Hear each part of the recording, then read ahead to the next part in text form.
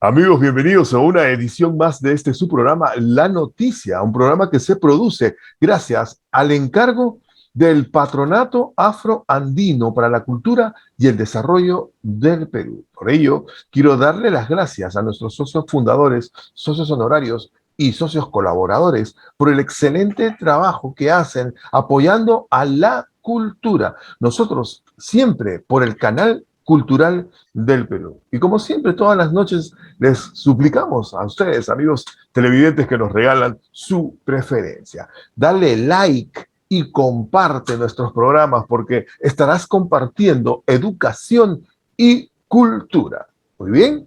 Dicho esto, vamos a presentarle a nuestro invitado de esta noche hablando de educación y cultura. Se encuentra con nosotros el señor Martín Ceballos. Él es mayordomo de la Hermandad del Señor del Santuario de Santa Catalina. Pero vamos a hablar con él para que personalmente nos cuente y nos hable sobre este momento maravilloso, porque el mes de septiembre es mes del Señor del Santuario de Santa Catalina. Son las festividades principales en honor al Hijo de Dios, a nuestro Señor, pero por sobre todo que es una festividad en donde la fe y la devoción católica se ponen de manifiesto. Bienvenido, señor Martín Ceballos, al programa La Noticia. ¿Cómo estás, Sergio? Buenas noches. En primer lugar, agradecerte por esta entrevista. Bueno, estamos en brindarte el apoyo, lo que sea necesario. El Señor del Santuario de Santa Catalina, una talla de madera lograda a tamaño natural, al parecer, pero que también fue una imagen importante para todos los peruanos, sobre todo los limeños, porque cuenta la historia que fue la imagen que eligió San Juan Pablo II para el Día de la Familia en el hipódromo de Monterrico.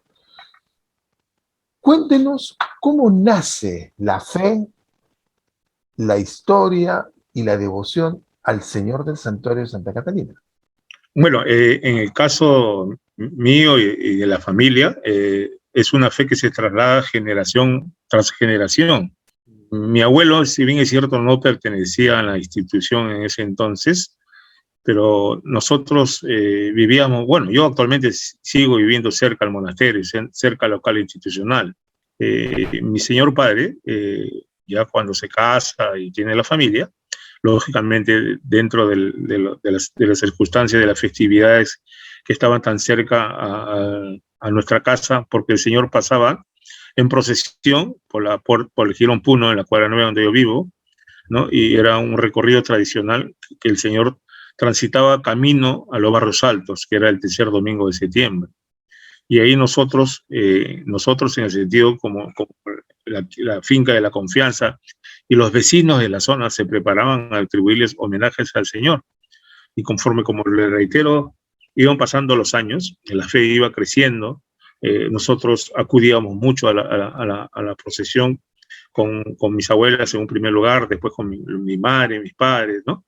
Y mi señor padre también llegó a ingresar a la institución un momento dado y también fue miembro del directorio de ese entonces.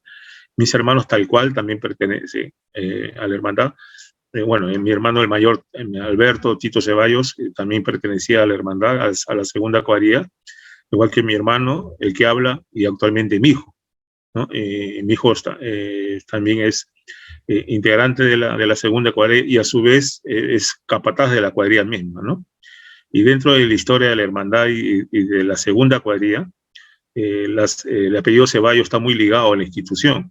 3 generaciones, Ceballos, el apellido Ceballos, han tenido el cargo de capataz en la cuadrilla. Mi señor padre, capataz honorado vitalicio en un momento, el que habla fue 2 periodos capataz de cuadrilla, y en la actualidad mi hijo también es capataz de cuadrilla, ¿no? Así que si tú te das cuenta, la ligación de la fe y la devoción a nuestro Señor del Santuario tiene pues un tema de más de 60, 70, 80 años de repente, ¿no? En la actualidad yo tengo 67 años y 52 años de la institución, ¿no? Y la devoción de la familia es muy grande y data de muchos años atrás, ¿no? Inclusive antes que yo naciera. Qué excelente, qué gran relato, ¿no? Y qué gran muestra de fe. ya que se transmite de sus ascendentes y ahora sus descendientes, ¿no? De su hijo, que ahora es autoridad, bueno, es capataz en la segunda cuadrilla. ¿Cómo aparece la imagen del Señor del Santuario en el cercado de Lima? En realidad no hay un documento sustentatorio oficial donde se diga que el Señor llegó de tal o tal manera, de manera escrita, ¿no? Ni siquiera testimonios escritos se podía dar. Vamos a tomar un término, de repente es una especie de mito o leyenda para que la gente entienda. Hay dos historias que están muy ligadas a la posibilidad de que el Señor haya venido desde muy lejos, en este caso españoles, ¿no? El convento estaba enclavado donde está actualmente, y en esa época del virreinato venían muchos errantes, muchos viajeros, ¿no? Y que transitaban por el tema porque estaban de paso por Lima, y dice la historia que unos de ellos, unos errantes españoles, dejaron encargado un par de bultos, ¿no? Si queríamos tomar la manera de que se determinaba de esta naturaleza los paquetes que dejaban en el monasterio. Y esa historia dice que al transcurrir del tiempo, los bultos se quedaron dentro de la institución, perdón, del monasterio. La religiosa en ese entonces destaparon y abrieron el, el bulto y siguieron con la grata sorpresa de que había dos Cristos, uno en forma natural, con los brazos abiertos como un crucificado, y el otro Cristo que era sentado, ¿no? Automáticamente comenzaron ya a atribuirle una feligresía interna, ¿no? Y la devoción a estos dos Cristos. Y la otra es, dice la historia que dentro del monasterio se contrató a un carpintero para hacer unos X trabajos de banistería, y este carpintero se le asignó un espacio, ¿no? Y la puerta cerrada. Y él puso las condiciones que no lo molestaran, que él trabajaba encerrado y los alimentos se le pasaban por debajo de la puerta. Y tuvo un tiempo, ¿no? Con ese mismo sistema, y después de la noche a la mañana ya no dejó de devolver los platos de los alimentos, y dice que abrieron la puerta y no estaba este carpintero ni ebanista, y solamente estaba el Cristo echado en una cama cruz, por decirlo de esa naturaleza. Esos son los dos historias más fehacientes, más reales, si queremos tomar un término, ¿no? De cómo comienza a hacer historia el Señor del Santuario, ¿no? Entonces, las madres del monasterio se hacen cargo del cuidado de esta efigie. Así es. ¿Cómo Así es. nace entonces su primer contacto con la comunidad externa? Como lo reiteré en un momento dado, antiguamente en el año 1916, o de repente un poquito antes, ya se había formado una especie de hermandad de damas que le hacían cultos al Señor, pero de manera interna en el templo, ¿no?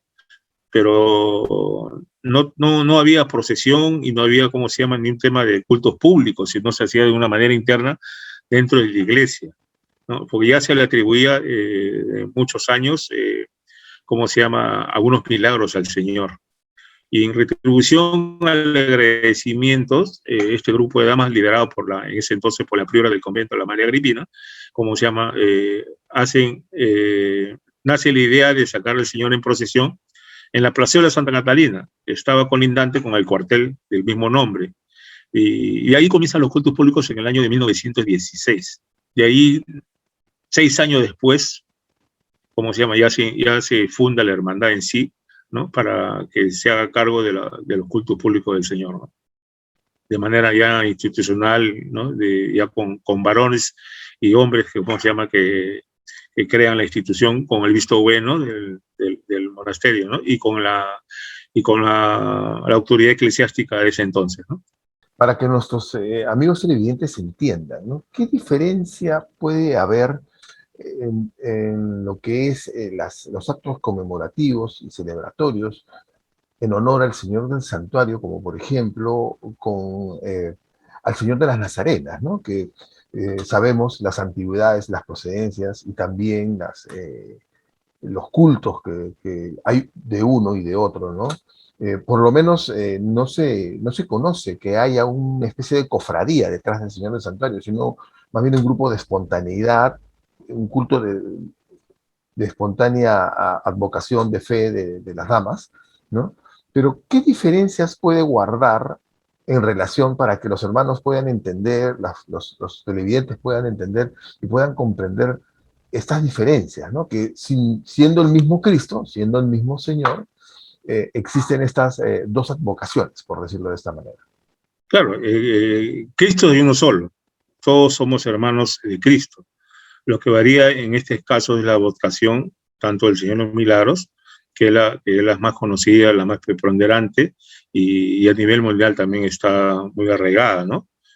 Y la hermandad del Señor del Santuario, como lo dije en un momento, es una hermandad que nace básicamente en el barrio, ¿no? Primero por iniciativa de las damas y después por un grupo de señores de la zona, ¿no?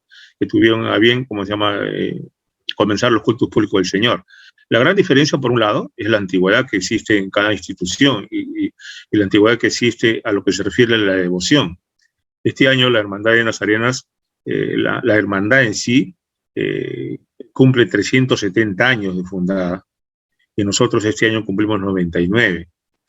Pero la fe del Señor que se le atribuye a raíz de la historia, que se conoce mucho más centrada y mucho más realista a lo que se refiere al Cristo de Pachacamilla, a raíz de un terremoto, ¿no? Es como se llama, donde actualmente está el convento de las Nazarenas, se le atribuye ese Cristo que tuvo un lienzo pintado en una pared, ¿no? Que se cae toda la iglesia y cosas por el estilo, y el muro es el que lleva, ¿cómo se llama? Y se queda intacto. La gente, la ciudadano de ese entonces, dice en la historia, que comienzan a rezar y agradecerle al Señor de los Milagros, y ese donde también el Señor se atribuye, pues lógicamente, una serie de milagros, y con el transcurrir de los años, lógicamente, esa devoción ha ido creciendo de una manera muy sostenida, ¿no?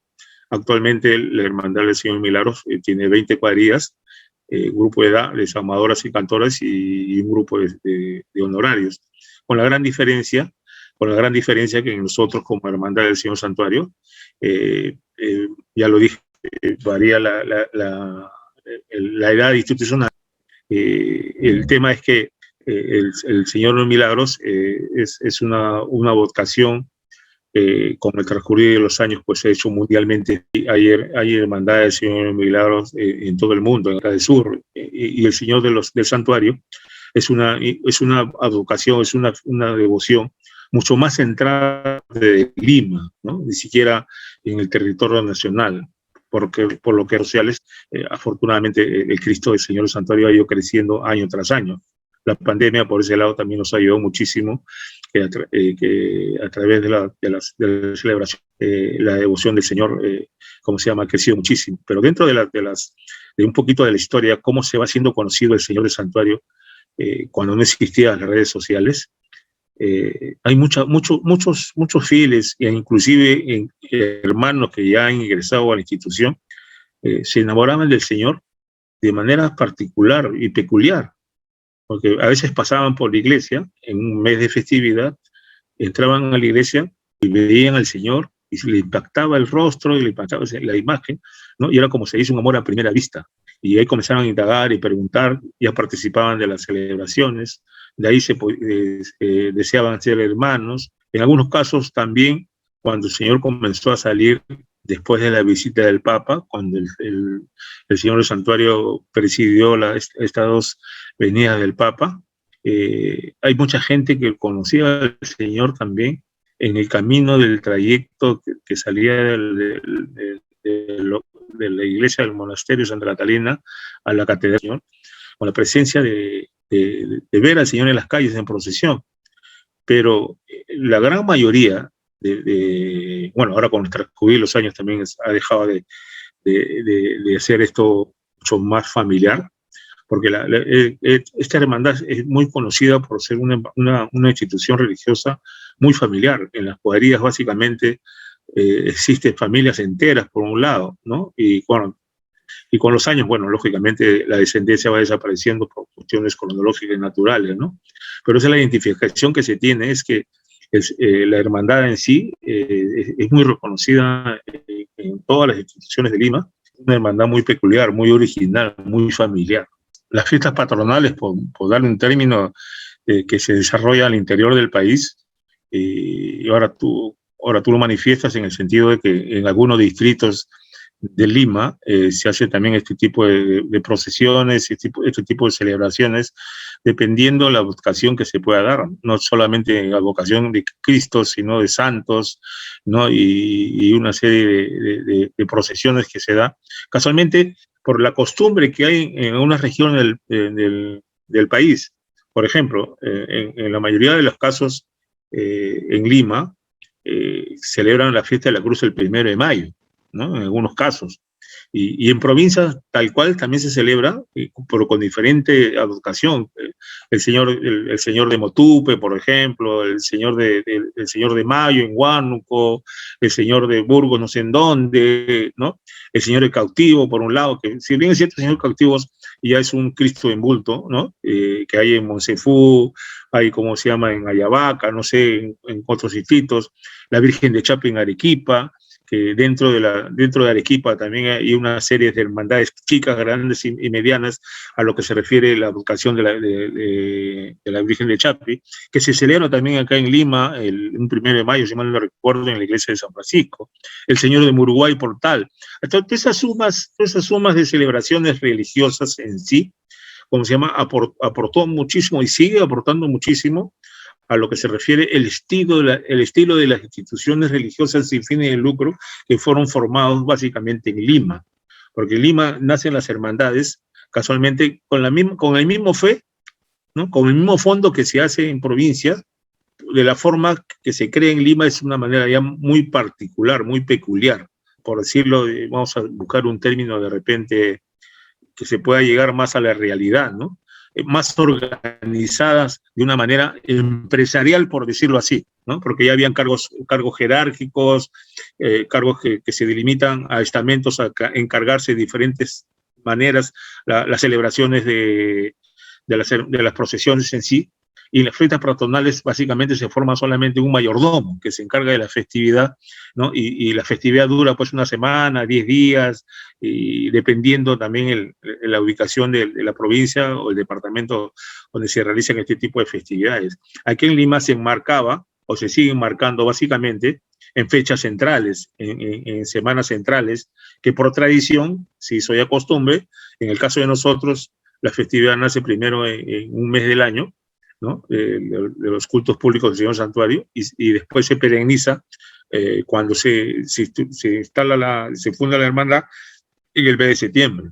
Y en el mes de octubre, en el Señor de los Milagros, nace básicamente por la fecha de donde, ¿cómo se llama? Ocurre este fenómeno telúrico y sísmico, ¿no? Pero sin embargo, la hermandad del Señor de los Milagros también fue fundada un 14 de septiembre. Así que por ese lado, en lo que se refiere institucionalmente, varían las fechas de fundaciones dependiendo del origen de la formación de las hermandades legalmente dadas, y se atribuye después ya las fechas de las celebraciones, ¿no? En cada festividad que según la institución lo pueda celebrar. Pero sí, hay mucho arraigo, hay mucha dependencia, porque todas estas fiestas patronales nacen a través de las misiones que venían los misioneros españoles, a ampliar el conocimiento del catolicismo, ¿no? Y eso, lógicamente, se enclava en Lima, en el virreinato, porque ya he sabido que el Perú era el centro de las venidas de Europa, en este caso brasileños, portugueses, españoles, y el Callao era uno de los centros estratégicos para llegar a Centroamérica, ¿no? Y es por eso que también el catolicismo en Sudamérica es muy fuerte, tanto en Sudamérica como Centroamérica, y en México con la Virgen de Guadalupe, pues es otra historia, ¿no? Santa Rosa de Lima fue patrona de México por muchos años y, bueno, relativamente joven la advocación de la Virgen de Guadalupe, ¿no? Tendrá pues unos Así es. 60 años, no tiene más. Santa Rosa de Lima fue la patrona hasta el día de hoy, tiene una presencia importante. La presencia de la luna y del sol en el madero del Cristo crucificado, denominado Señor del Santuario, le da la connotación andina. La quilla, la luna, el inti, sol, y el oro que posee el Cristo crucificado, y ese bordado del sudario, que es un bordado andino, que es un estilo andino, y estos símbolos reúnen un sincretismo religioso que se concreta con la presencia, obviamente, de los conquistadores y de los de la religión católica a mano de los dominicos, en primer lugar, después jesuitas, ¿no? Ya impartiendo las educaciones escolásticas, ¿no? Que fue la base de la educación en el virreinato, la conquista y virreinato. Pero esta presencia del sol y de la luna la vemos también, por ejemplo, en la propia efigie del Señor de los Milagros en las Arenas, ¿no? También También, sí. presente el sol y la luna como símbolos espectaculares y presenciales, ¿no? Y en el caso del lienzo, podemos ver que se incorpora a la Virgen María en la escena, ¿no? En la escena de Calvario del Cristo, para que se entienda la presencia de la Pachamama, ¿no? Fue toda una actitud simbólica, ¿no? En cambio aquí vemos a una corona borbónica, una corona borbónica española, la que posee el Cristo, el Señor, y digamos una tesitura árabe, si se quiere, ¿no? Eh, que reúne pues ese matiz del mestizo de este hemisferio, lo que nos hace intuir que es una talla que debe de ser finales del siglo XIX, a mediados del siglo XIX, ¿no? Que no debe de ser muy antigua y que no supone, por la calidad del trabajo y las características del trabajo, no supone que haya venido de España, ¿no? Porque los, el virreinato peruano se caracterizó por traer maestros, pintores, escultores a Perú, porque traer las obras de España en buque demoraban pues años, ¿no? A veces habían corsarios, piratas que se robaban, asaltaban, y esas eran obras que eran hechas únicas para traerlas a América, ¿no? Entonces se trajeron a los maestros y que empezaron a enseñar aquí este oficio. Por eso nace la escuela cusqueña, por ejemplo, la escuela de Cuchana, por ejemplo, ¿no? Nace porque los maestros llegaban de España y enseñaban. Esta talla da esta implicancia, tiene una fisonomía mucho criolla, mestiza, pelo ondulado, ¿no? Y la tesitura morena, ¿no? Que es árabe, hispánica. Y obviamente la simbología, como le digo, de la luna y el sol. O sea, plantean esta genuina realidad que somos, un pueblo sincrético, como dijo Ricardo Palma en su momento, el que no tiene dinga tiene de mandinga, ¿no? Y es una expresión de unidad del Perú que somos y del Perú que vamos a seguir siendo. ¿Cómo cómo lo planteamos también en nuestro culto religioso? Mira, como te dije un momento, no hay nada escrito, no hay nada fehaciente a lo que se refiere cómo llega el Cristo al monasterio, pero el monasterio tiene data del siglo XVI al siglo XVII, y la historia dice que posiblemente esta escultura venga de Europa, de España, en el siglo XVII por medio, porque la historia también dice que Santa Rosa de Lima veneró la imagen del Señor del Santuario, ¿no? Y una de las propulsoras de la creación del convento fue la mamá de Santa Rosa de Lima, que actualmente los restos de la mamá de Santa Rosa están enterrados, por decirlo de una naturaleza, en un mausoleo en el convento de Santa Catalina, acá en Lima, ¿no? Y es por eso que ¿cómo se llama? La congregación dominica es la que está encargada y realmente, porque dentro de la orden dominica también su presencia de Santa Rosa de Lima como San Martín de Porres pertenecían, como se llama, a la congregación dominica, ¿no? Y dice la historia que Santa Rosa venía a orar en una pequeña cabaña, en una pequeña dentro de una chacra, en esa época lógicamente había, y ahí donde se oraba, ¿no? Y que el tema de que en ese lugar de Santa Rosa veneraba al Señor, la familia de Santa Rosa, en este caso la mamá, dona sus terrenos para que se dice que el Cristo data de esa época, ¿no? El siglo XVII, y historia, como se llama, nos conlleva a llegar a esta realidad, ¿no? Bueno, el tiempo es tirano, hermano Ceballos, Martín. Estamos muy agradecidos que nos haya abierto brevemente las puertas de la hermandad, de la institución, una de las instituciones que conlleva este culto a nuestro Cristo, a nuestro Señor, al Señor del Santuario de Santa Catalina, que tiene, como usted bien lo ha dicho, tiene un impacto visual imponente, impresionante. Tiene una actitud, la efigie, de agonía, pero al mismo tiempo de paz, de sosiego. Y pareciera como que invitara a todas las personas a colocar a sus pies padecimientos y atribulaciones para que Él se encargue de darle solución. Tiene un rostro y una fisonomía de concederlo todo. Yo soy testigo de excepción las veces que yo he podido tener la posibilidad de verlo, contemplarlo, mirarlo. Está con los ojos cerrados, pero mira. Tiene esa sensación que mira. Sí. Y mira profundamente. Hace una... da una comunicación, pero que es realmente impresionante. El Papa Juan Pablo II, el San Juan Pablo II, lo eligió porque también relata un obispo en el Vaticano que tuvo esa expresión, tuvo ese sentimiento cuando vio la imagen y sintió que lo miraba. Y por eso que cuando vino a Lima dice que no dudó, a pesar que tuvo varias posibilidades de elegir, ¿no? ¿Qué imagen era la que iba a estar en el hipódromo?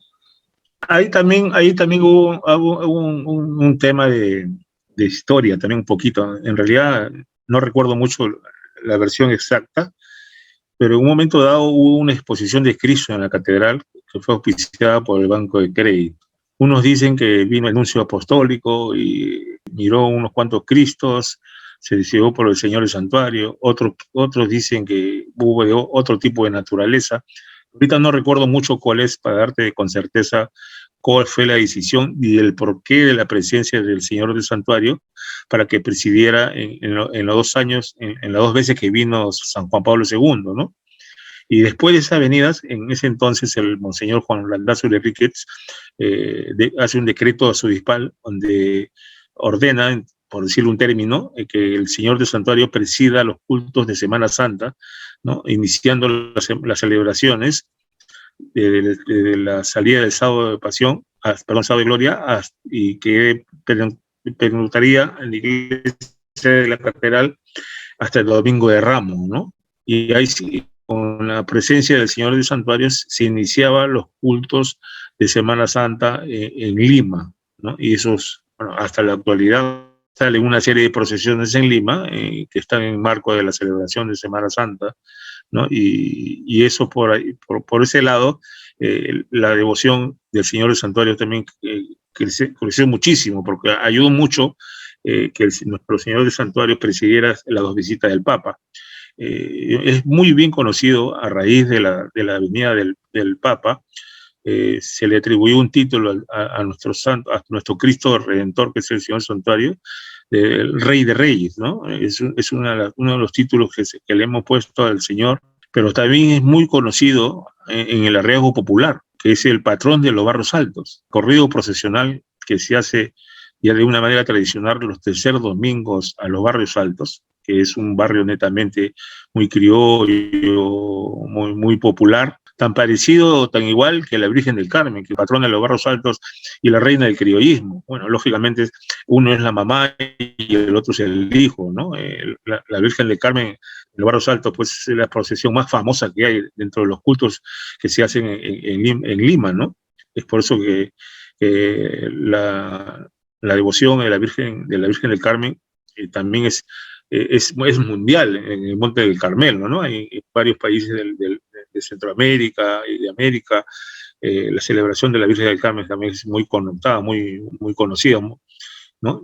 Con la gran diferencia que el Señor del Santuario, como te reitero en un momento, es un culto único, ¿no? Es un culto original. No encuentras en ningún sitio un Cristo de esta naturaleza, ¿no? Bueno, y eso para nosotros nos da un orgullo tremendo, ¿no? Y que años tras años los cultos del Señor del Santuario vayan creciendo, ¿no? Porque lógicamente la devoción es muy grande y se le atribuyes cientos de milagros, ¿no? Qué lindo, qué maravilloso que a pesar de que estemos en pandemia podamos tener este encuentro con, con la fe, con la devoción y poderle pedir al Señor, ¿no? Que nos haya dado una oportunidad a los que hemos podido sobrevivir del COVID y pedirles por los que partieron, ¿no? Por los que se fueron, que fueron muchos, y fue de la forma más repentina, que nos agarró a todos de sorpresa.